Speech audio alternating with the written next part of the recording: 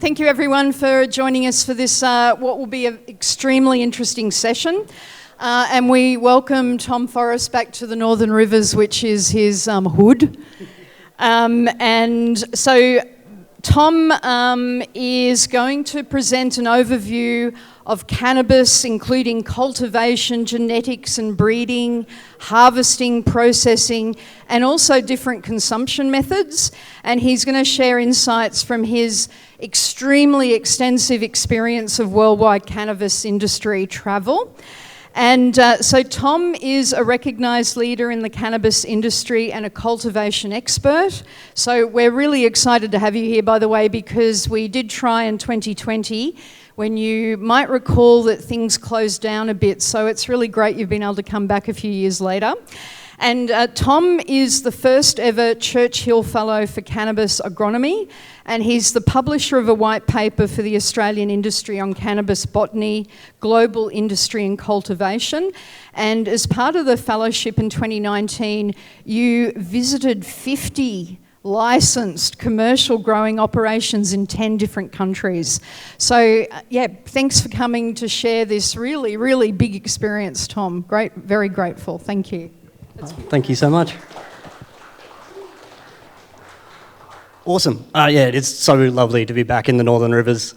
It felt like home driving around the region here, and I grew up in this area. I went to school at St Carthage's in Lismore, so it's very nice to be home.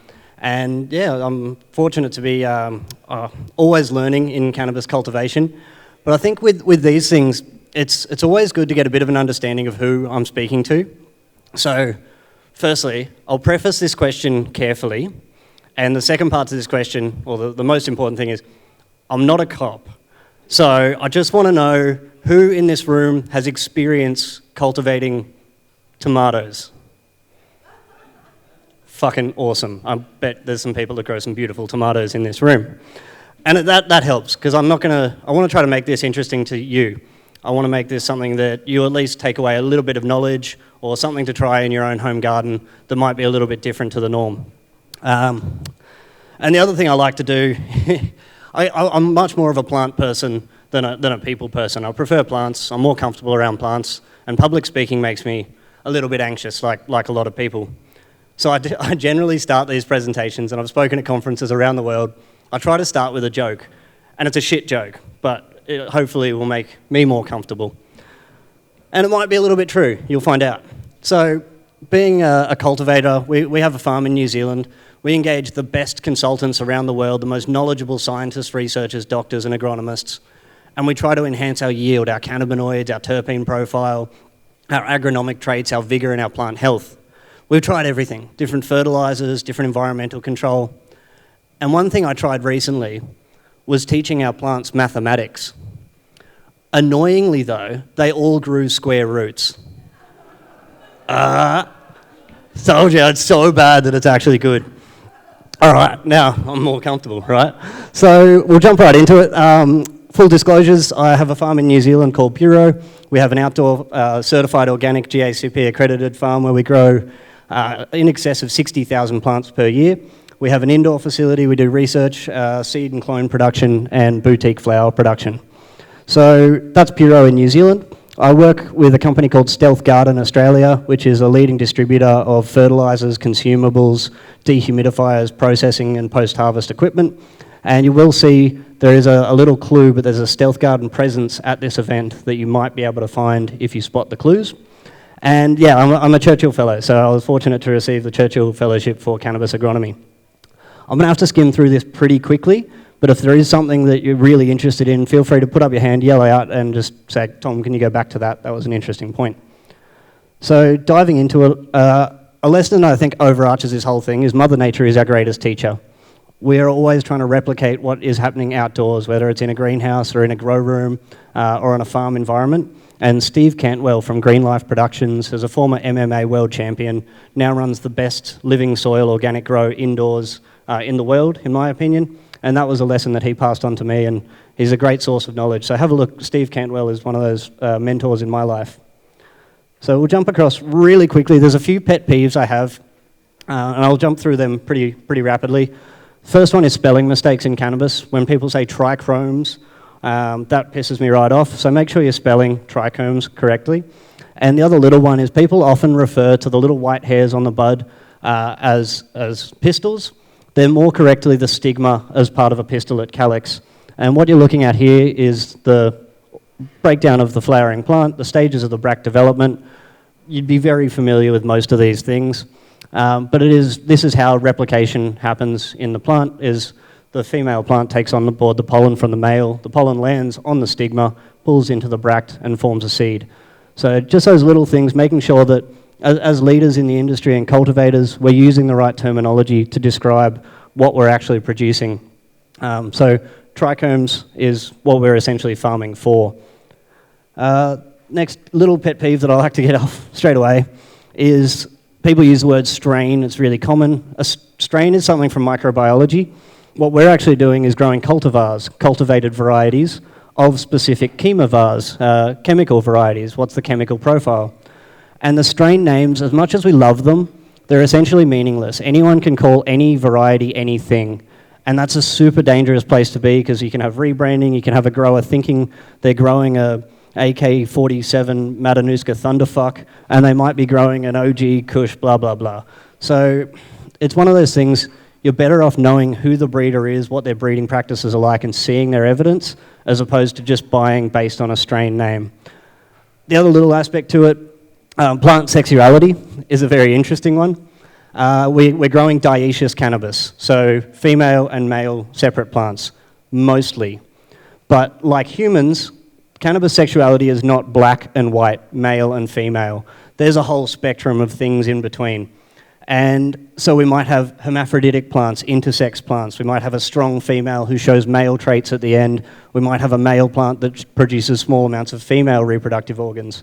So plant sexuality is not as simple as that's a female plant. It's how that variety will express itself in a given environment, but we are looking for strong females. That's the takeaway here.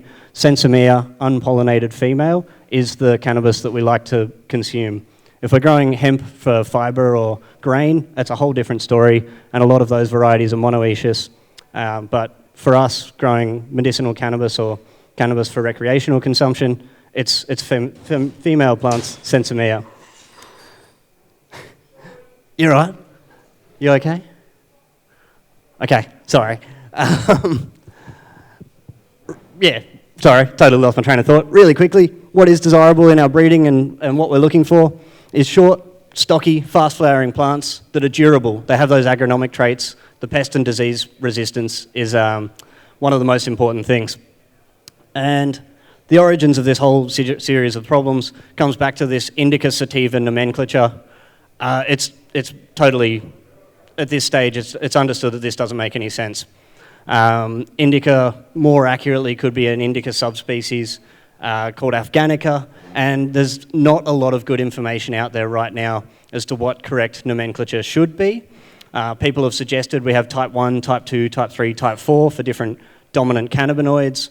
Robert Connell Clark at the University of Hawaii has done some awesome work looking at narrow-leaf drug types, broad-leaf drug types, and what are the common chemotypes of those varieties. And I'll show you really quickly some of his work, where we look at what we call an indica, the broadleaf drug type, is more accurately indica subspecies Afghanica, with broadleaf drug, BLD. And yeah, he's kind of looked and mapped where these varieties are coming from, the narrowleaf hemp types, the broadleaf drug types, the ancestors, and where they're located around the world. So really interesting, but I don't have heaps of time to go into that right now. So just the nomenclature and how we classify cannabis is very, very misleading for cultivators and consumers alike. So we're trying to grow things that have market appeal, but we don't know what to call them. So the last little thing before I get into the sort of nuts and bolts of cultivation is the biggest problems, starting with the reason for most people's failures. And I was speaking to a gentleman last night, and he's saying, no, it's just too wet. We're having problems with mold, botrytis or grey mold is the biggest enemy. And that's only going to get more and more difficult. So yeah, looking at what is the most common culprit in your region, regardless of what your cultivation methodology is, and then trying to prevent that. So probably the enemy number 1 and 2 is grey mold, botrytis, and powdery mildew. Powdery mildew is rampant. the solution is a good environment, making an environment that's not hospitable to these different microbes or pathogens, and then IPM, integrated pest management, so inoculating plants with beneficial bacteria species that outcompete the problem ones. And I'll try to get through this quickly, but the way I imagine it in my mind is if you've got the phyllosphere, the leaf surface area, and you've got the rhizosphere in the soil, they're battlegrounds. There's a complete war going on. You've got your good troops, and there's different types of troops. Your Bacillus subtilis, they're your foot soldiers, they're your grunts. Then you've got your Glomulus introdices, and then your ecto and your endomycorrhizae, they're the tanks and the guys on horses. So you want to put the right troops into the right area of the battlefield. So having the right aeration, the right substrate conditions is making sure that battlefield is in your favour. So you've got the right troops in the right area of the battlefield, and then you've got to give them the right rations. And that's your sea kelps and your guanos and your organic amendments or your fertiliser. You've got to feed those troops the right rations. So making sure that environment is prone to the good soldiers winning that battle is the battle. And in case you're wondering, the bad guys are Pythium, Phytophthora, Botrytis, and powdery mildew. They're the enemies that we're trying to outcompete with our good soldiers. So it's just a little visual cue that I use when we sell microbial inoculants that have these bacterial species in them, and that's how I imagine I'm putting those troops in. There's no point putting in too many of the right troops without the rations or in the wrong environment. You have to have all of those factors together to make it succeed. And then what we're looking to do is achieve perfect conditions. The perfect environment, the perfect airflow, the perfect temperature, humidity, light intensity, daylight hours, DLI, all of those factors all at once. And there is no silver bullet for a perfect cultivation. I personally love this one here. Light deprivation greenhouse with supplementary lighting, V-flow fans and a Quest dehumidifier in the middle of it. That to me is sexy. That is all of the right attributes. You're still using the sunlight, but you've got the controlled environment. You've got the artificial lighting so you can get that year-round growth, and you've got the environmental control. You're not spending millions of dollars building a controlled environment grow room. You're just putting in place a high-tech or mid-tech protected cropping. So that to me is a really nice strategy. And as we all know, there's a lot of ways to skin a cat when it comes to growing cannabis. So what I'll do now is I like to jump across, and this is just a collection of all the different facilities that I've been involved with, worked with, or I'm friends with around the world. I'll start just as a easy one. Where's our farm? Down here. So this is our farm over in New Zealand. You can see we've got our greenhouse where we start our seedlings. We've got our drying and processing shed. To the right and the top there, you can see those rows. That's where we've got tens of thousands of our plants. And then this sort of builds up to harvest, which we just finished a few weeks ago. We harvest top flower for inhalation and then biomass for extraction to formulate into other delivery methods. And it's all supplying the local and international pharmaceutical space. This has been many years putting this together. We did a crowdfund back in the day, and it broke the website, which totally surprised me, because I never thought you could ask people for money to grow weed. I always just assumed you grew weed for money to grow weed. And then we did this crowdfund, and it broke the website, and we got $4 million pledged to us to set up a sustainable, organic, medicinal cannabis facility. And yeah, thanks. So yeah, thank you. So it was a really good experience, and we're constantly learning. When I started this project, I said it's going to take us 7 years to really feel like we're hitting our straps. We're 5 years in commercial cultivation, and we learn every year. On the middle of the frame there, you can see we built a big dam because we had the driest years on record, and we didn't have water. We were literally trucking water in to feed our plants. It was horribly expensive and inefficient. So naturally, to prevent that, we put in a dam. And of course, as soon as we put in a dam, we actually had the wettest season on record, and we haven't actually used the dam up until just at the end of this year. So Murphy's Law with farming, but the idea and the takeaway from that is you do what you can to prevent having problems that you can't undo. So that's one way of growing medicinal cannabis, is that big broadacre approach. We also have our indoor facility. This is my cultivation manager, Max, looking just fucking remarkably handsome. Even in PPE, he still looks good. It's just ridiculous. So we put this photo everywhere. What you can see here is we're growing under HPS and ceramic metal halide lights, the DLI fixtures. We have hydro breeze fans, and then we're growing in a coconut coir substrate using house and garden nutrients. So that's the recipe. It's not overly complicated. It's just good inputs, because quality in equals quality out. Cultivar selection is one of the most important things, and we built this a few years ago. If I was rebuilding this facility now, of course, we're looking at LED lighting, because LED lighting has now got to the point where the cost, performance, and efficiency of LED fixtures is dramatically better than what it was, and you're not having to spend thousands of dollars on a fixture. You can get a very, very high quality fixture from a brand like Hypar or Hortivision, and these fixtures deliver better results with better efficiency than HPS and ceramic metal halide. The only little thing that I'll point out to that is the ceramic metal halides put out a lot of UV light, and I was trying to replicate the outdoor conditions in Marlborough in New Zealand, where we have a really, really strong UV light intensity. So that was the idea behind putting in those 630 watt ceramic metal halides. So that's kind of the two most conventional ways, and then we can go to something a little bit more abstract that's gaining popularity.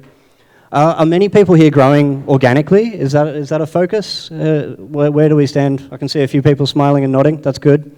Cool. Organic cultivation, there's good research now coming out that shows soil cultivars have a more complex profile and a better shelf life stability, so they'll stay vibrant in a jar for longer. Makes sense because they're interacting with soil microbes. It's a more complete way of cultivation, but not without its risks. This facility here is Steve Cantwell, the MMA Fighters facility. He does a living soil organic.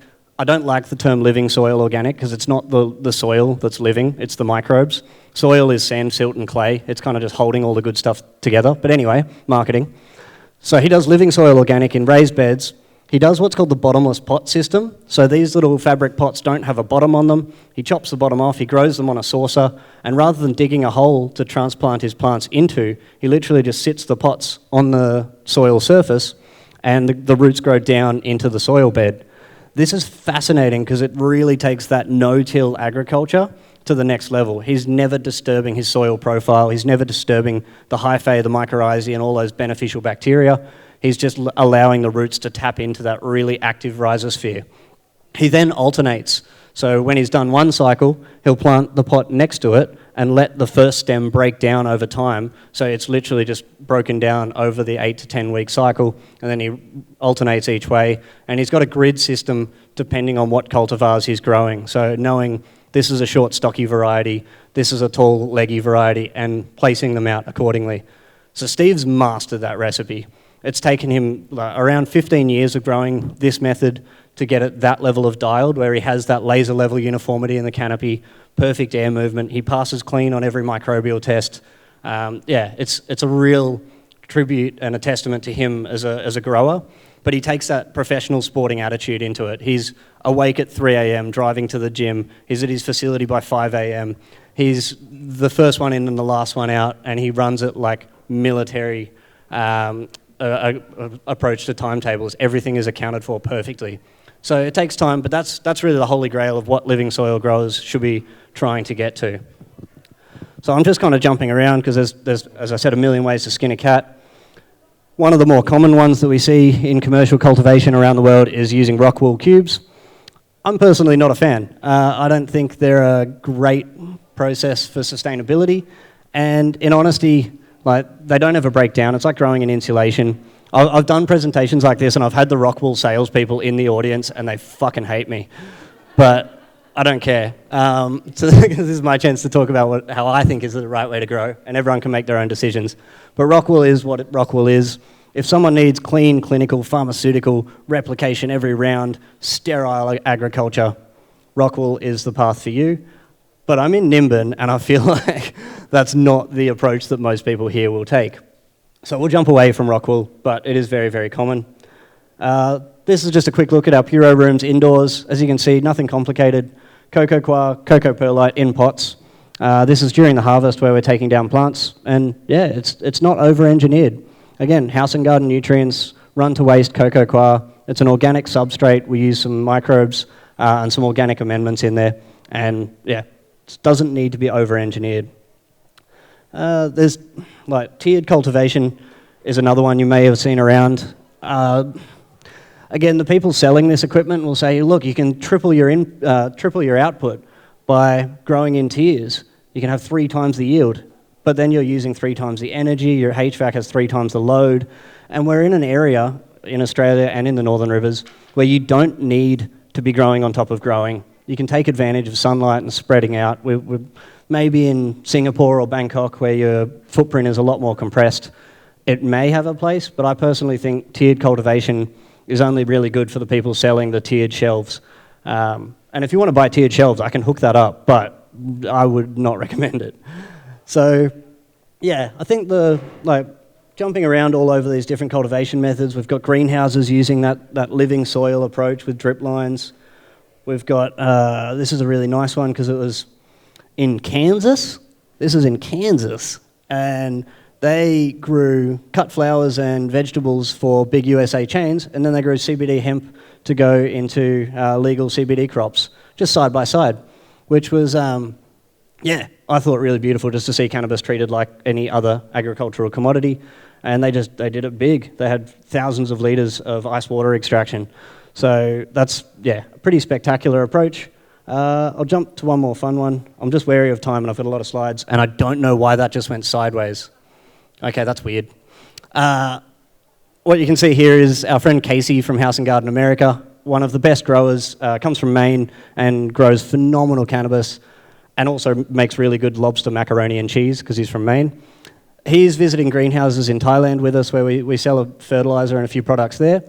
These guys literally dumped substrate on the floor of their greenhouse. They didn't bother with pots. They didn't bother with any kind of raised bed. They literally just poured a bucket out, shoved some drippers into it and planted straight onto the floor. I wouldn't recommend it, but it was working for them at that time. You're kind of going back to that battleground analogy. You're not really giving yourself the best chance because your battleground is splayed all over the floor, but it just shows there's a lot of different ways to grow cannabis. These guys were even incorporating elephant poo compost into their substrate mix. I don't know what the nutritional value of that elephant poo is, but I find that fascinating. That's super cool, just in general. That's a bit of a very quick skim over the different cultivation methods. And I'll jump across now to, where do we go? All right, nursery. Because it all starts at the nursery stage. And this is where having a good nursery, or being your own nursery, is probably the most important thing. Getting good genetics from a reputable breeder or someone that you know and trust is 90% of the battle. Think of it when you're growing strawberries in your yard. You go to Bunnings and buy strawberries, they're going to be average. They're not going to perform. They'll do okay, and then you'll be done with them.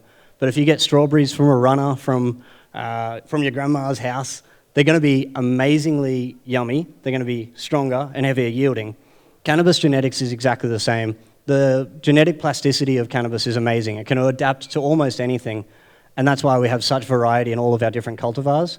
But finding something that is agronomically bulletproof, high potency is still what people are looking for, but just generally tolerant to pest and disease, and maybe when something breaks in your grow room and your fan cuts out for a day, how tolerant is your plant to just rallying back from that? Some of them are a little bit more fragile, others are more vigorous. So starting from the right cultivar.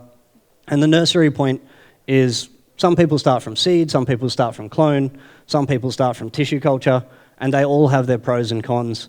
Generally, if you are growing mother plants, you want to cycle them out every 6 months, and over a period of time, you will have what's called somoclonal degradation or somoclonal variation, which essentially just means genetic drift. If you're cloning and then mother plant, cloning, then mother plant, in theory, if you keep the environment perfect, the temperature perfect, no pest and disease pressure, your genetics will stay the same. In practice, that's an impossible challenge. You will never have perfect genetics all the way through, so you'll get some degradation and genetic drift. Majority of the time, it's a bad thing. I have seen some clones where over a period of time they've actually improved, but that's a rare anomaly, and generally, statistically, your mothers will degrade over time the longer you have them. So that's the most straightforward and probably the most common approach to getting plant material, buying a clone from a friend or a colleague, and then you know what you're getting. Growing from seed is like a sibling. You might have 10 seeds. They're all going to be somewhat similar or somewhat different. It depends how much legwork the breeder has done. A true F1 hybrid stabilised variety means that they've taken that genetic, crossed it with itself 3 times, taken another genetic, crossed it with itself 3 times. So you've got inbred line S3, and you've taken 2 S3 lines and bred them together to make an F1, a filial outcross, stable hybrid. In cannabis, there's only 1 or 2 breeders around the world that have done this work, because as you can see, it takes time. If you're doing S1, that's 4 or 5 months, S2, another couple of months, S3. So doing these back crosses takes time and money, and you might get 3 generations of back crossing, and then you've made something that's a little bit too inbred, and then you start again. Like any kind of other genetic breeding program, if it's too inbred, it's not good, and that's why you want to get something that's stable levels of inbred and then outcross it for true hybrid vigor. But a lot of seed companies do not sell this. They throw pollen around and call it blah, blah, blah, cultivar name, and they sell that. So that's the risk with seeds. That's a bit of a once over on clones. And then tissue culture is a really exciting place. There's a few people around the world that are starting to do good work with tissue culture. It also allows you to clean up genetics. You can take part of a plant that may have a pest, disease, or virus pressure, and you can replicate that and clean that part of the plant material away from the virus-laden material. It isn't a problem yet in Australia, but around the world, well, it kind of is, but not rampant, everyone is getting what's called HLVD, hops latent viroid. So HLVD, as the name suggests, is latent in hops, cannabis's cousin. But in cannabis, it causes dudding. So if you have HLVD in your genetics, what it means is your plants will be short, stocky, low yielding, poor performing, and more prone to pest and disease pressure. HLVD has wiped out facilities around the world, and it's in Australia. Some of the Dutch seed banks have already been implicated with selling seed material that has HLVD. If you have a plant and someone takes a cutting, it can spread on the scissors, it can spread on the scalpel, it can spread via pests, and it can also spread via seed. And it's a lot of the time the tests don't show for it unless people are testing the roots, which is hard. So HLVD is one to watch out for. If you suspect you have HLVD in your room, and your plant is starting to degrade more than any other reason for it, it could very well be that that's the case, and at that point, chop it down, start again. Unfortunately, it's a death sentence, unless you've got a tissue culture lab that can preserve that genetic, but most people do not have that handy. The only one I really wanted to point out on this one is just this level of cloning. Who does their own cloning? Fuck yeah, cool. So this is the gold standard, like that level of uniformity where you've got every leaf surface area is the same, stems, number of nodes on the stems. That level of uniformity is what allows you to get to a laser level canopy in your room. It all starts from uniformity at the clone. That can be making sure you're taking cuttings from the right part of the plant. There's no point taking some cuttings from the top of a mother plant that's 6 foot tall and then from the scraggly little lower growth, because the hormonal balance in those cuttings is going to be different. So at that point, you're already starting with one with a different ratio of auxins and gibberellins than the other, and that means that when you flower them out in a zone, you're going to get some plants that are taller and some plants that are shorter, which doesn't maximise your light efficiency and your fertiliser use. You want that level of uniformity to start with. So a few friends of mine, a group called Sustanza, I've got the best cloning methodology. Oop, press the wrong button. Let's go back. Yeah. That standard, and that's their clones over in Canada, and it leads to that laser level uniformity. So we've got another angle there, just beautiful. It's a work of art to get to that, and science. It's a mixture of both. One thing I don't love is giant mother plants for that exact reason. This is at one of the canopy facilities in Canada, and those mother plants, you're going to get too much variation. Their health and the airflow through the plant is difficult.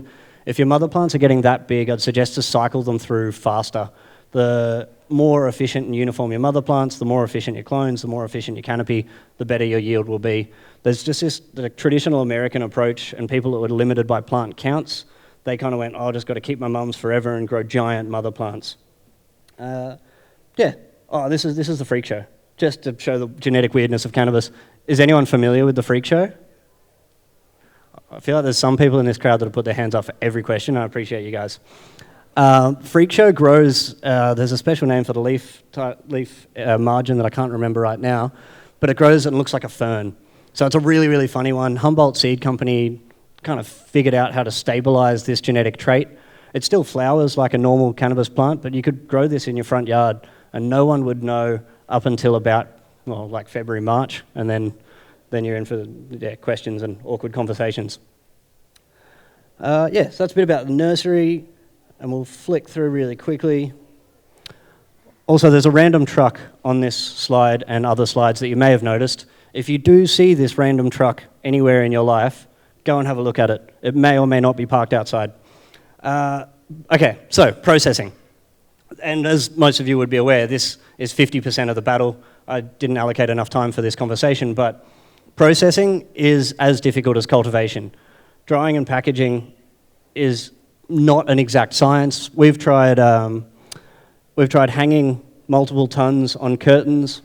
I know we look like a boy band, but we've got the Federal Minister of Agriculture, a New Zealand manufacturer, one of my cultivation teams, and one of the other co-founders. And that was using scissor lifts to hang deer netting from the inside of the fence. It went okay. It was not great. So then we tried using racks, and the trays, it went okay, but we ended up with flat spots on the bottom of the buds. The airflow wasn't exactly as we needed it to be. There are some cool trays that have come out that have got nice little wavy bits on them. They're pretty fancy, but they're very expensive. We've toyed with machine trimming. There's a machine trimming by a brand called Triminator. This one is Mobius, which is like the big brother, and they're actually good. There's a lot of machine trimmers that are just like a lawnmower, will chop your flowers up into little pieces. These ones actually use a vacuum and a helical blade, so it acts like a scissor motion and scissors over the flower and just takes the leaf edge off. And the product coming out looks exactly the same as hand trimmed. If you don't have your process flow right, you end up with a room that looks like this. These guys do a big outdoor crop in Canada, and then they end up stockpiling a few tons while they process it through. Their organisation is terrible. This is another room at that same facility. It was just pounds. So that was not ideal. And yeah, so I guess the drying, there's good technology coming to the front now. You can get different controlled environment racks for temperature, humidity. There's freeze drying. There's a whole bunch of cool innovations coming through. The main thing to remember is temperature and humidity is everything. Keep your drying low and slow. Again, using those Quest dehumidifiers, get your moisture down below sort of 55%, but keep your temperature below 21 degrees. If your temperature goes above 21 degrees in your drying room, you lose a lot of the volatile aromatics, your esters and your sulfurs and your terpenoids. And so, yeah, your cannabis will not smell as good. Keep it below 21, you'll be okay. So low and slow drying is everything. And trying to figure out the best drying for your scale with your environment is half the battle. And just in case you're wondering, this is how we process tens of thousands of plants over in New Zealand. We strip the material. We hand take anything that goes for inhalation flower, anything that's going for extraction. We get our Pacifica workers. They're part of the RSE program. These big Samoans, Vanu boys just come in, and we call them the high-vis caterpillar because they'll just march through the field and rip the plant material out, and then it gets sent away for extraction and product formulation. So we tried, I think we're up to about 7 different drying methodologies now, and we're still learning. It's a very, very difficult process, and you can take really good cannabis and totally ruin it. And yeah, the last stage, once we're going beyond inhalation flower, is getting into extraction and manufacturing. And I don't pretend to be an expert in this field. My background's in agriculture and plant science, but I'm fascinated to learn what's going on in this space. Traditionally, we had these supercritical CO2 units or ethanol units, so solvent-based extraction is a pretty efficient way to take off cannabinoids and terpenes and make a crude resin or a distillate. One of the trends that I find fascinating is moving into solventless extraction, so using ice and water. There would be many people in this region that have played with bubble hash and done some home experiments, and I think that's an area that's only just the tip of the iceberg with the potential of that methodology. Yeah, so you can see, like in the US, these guys have got 10,000 litres of ice water extraction. So this is, to my knowledge, the biggest solventless extraction facility in the world. Canadian-made machine operating in the US, and that is, I think, the future. We're getting no contaminants, you're getting better quality, better profile, and you can take fresh materials straight from the field. So you're not drying it, then processing it. You're chopping it, then blast freezing it, then processing it. So it's a really, really exciting space. The other thing that I think is just mind-blowing is these guys with the big CO2 extractor they made 5 litres of distillate, and I did the maths on the potency and that product, and that's enough to get the country town that I was born in, Moree, has a population of 10,000 people. That distillate is enough to get every single person in the town high, just for a few hours at a time. So it was, it's fascinating to see when you take those big rooms of buds and you bring them down to super high potency liquids and what that looks like.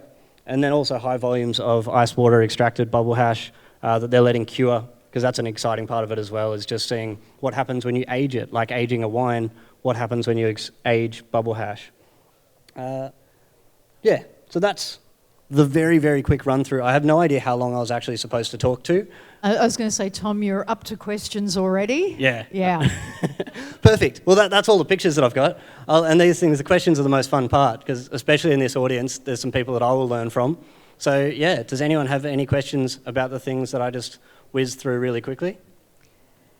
And I was going to say, if people don't immediately have questions, you might be hanging around at the Stealth van today, tomorrow. So yes. Here we have one now. So yeah, feel free to visit Tom and his colleagues at Stealth. Yep, we'll be outside. Big man Toby there and I will be perched up outside. We've got a mobile display room showing all of our equipment, and everything's for sale. So I'll be out there after this if you've got some questions in private, but I'd love to have some questions now. Hi Tom, just wondering in your opinion, which country is doing the best cultivation and also extraction? That might differ. Yeah. And don't be biased. That's a really good question. It's a bit of a loaded question, right? So you would have seen Thailand has gone, like they've taken their hands off the steering wheel of legalization. They've said we're going to just let people do whatever they want. There's like a license program, there's whatever, it's chaos. Anyone can grow anything, sell anything, open slather. What that's meant is all the best genetics, all the best growers, all the best methodologies from around the world have converged on Thailand. 6 months ago when I was there, the product was average.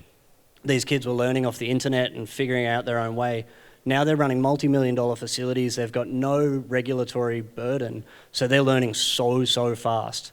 So I think right now you've got knowledge in Canada, knowledge in Europe and around the world, but Thailand is growing faster than any other country. So it's my honest opinion that in 3 years, if nothing major changes, that will be the cannabis hub of the world. If you want good genetics, you won't go to California, you'll go to Thailand. If you want a grower, you won't hire an American master grower, you'll hire a Thai worker. That's going to be the hub for protected cropping. For outdoor cultivation, I think it's all about the latitude. If you look at 42 degrees north, Humboldt County, 42 degrees south, Tasmania, Marlborough, New Zealand.